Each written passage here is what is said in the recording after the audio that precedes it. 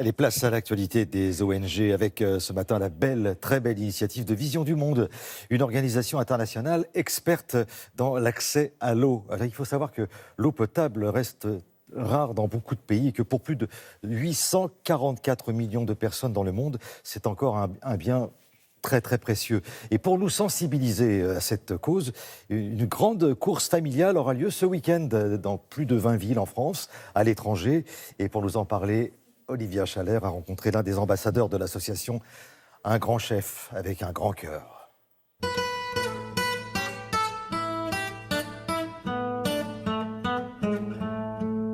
Pour vous parler de Vision du Monde, nous avons rendez-vous à 2 pas de l'Élysée avec celui qui œuvre dans les cuisines du château, Guillaume Gomez, ambassadeur engagé et impliqué auprès de l'ONG. Il était récemment au Sénégal pour rencontrer sa filleule Yandé. Il va nous raconter son expérience forte et émouvante sur le terrain. Lui qui courra à nouveau cette année les 6 km pour l'eau, une course solidaire en soutien à ceux pour qui avoir accès à l'eau est un combat. Il faut savoir que 6 km, c'est la distance moyenne que parcourent chaque jour les enfants des pays en développement pour avoir de l'eau.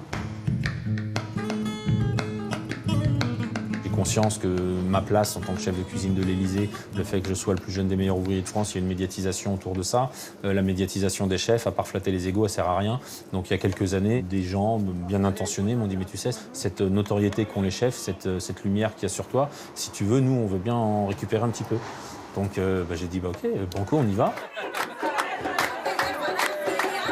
C'est vrai que c'était pour moi important de voir les projets menés par Vision du Monde France sur le terrain au Sénégal, voir comment est-ce que c'est compris par la population et ce qui peut émerger de cet argent qu'on envoie. Parce que le but, c'est pas d'envoyer de l'argent à une petite fille ou à un petit garçon, c'est vraiment des projets qui sont globaux pour le bien de la communauté, des enfants, pas juste d'un enfant, mais des enfants d'un village avec des projets tels que l'accessibilité à l'eau potable, une attention particulière portée à la nutrition, bien sûr, des plus jeunes, des soins de santé, des écoles, tout un tas de projets montés avec les villageois eux-mêmes, les municipalités et les gouvernements pour que ce soit toujours en appui à la population. Et c'est vrai que c'était un moment émouvant de pouvoir vivre ça au plus près des villageois au Sénégal.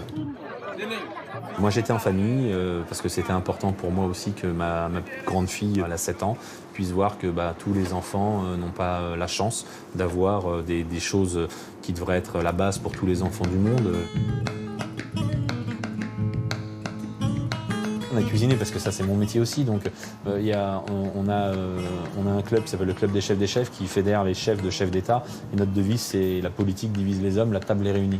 Même dans une famille, quand vous cuisinez ensemble, vous échangez, vous vivez un moment ensemble, et vous savez, l'acte de cuisiner c'est un acte qu'on fait pour l'autre. C'était un vrai moment de partage, donc le fait de partager ce moment-là, on se comprenait pas, mais en tout cas autour de la cuisine, on s'est pas parlé, on a réussi à se comprendre, on a réussi à cuisiner. Nous, on ne sait pas encore faire ça. On ne peut pas partager un moment avec les gens sans comprendre leur culture, sans comprendre quels sont leurs besoins. Et pour ça, il faut connaître et établir leurs problèmes. C'est-à-dire qu'il y avait un vrai problème de dénutrition des enfants, un vrai problème notamment avec l'eau non potable qui était consommée, de maladies, de décès infantiles, de décès de femmes enceintes aussi. J'ai fait l'essai avec elle dans un village où il y avait un puits. Quand vous remontez un seau d'eau d'un puits qui fait 40 mètres, croyez-moi, c'est du sport.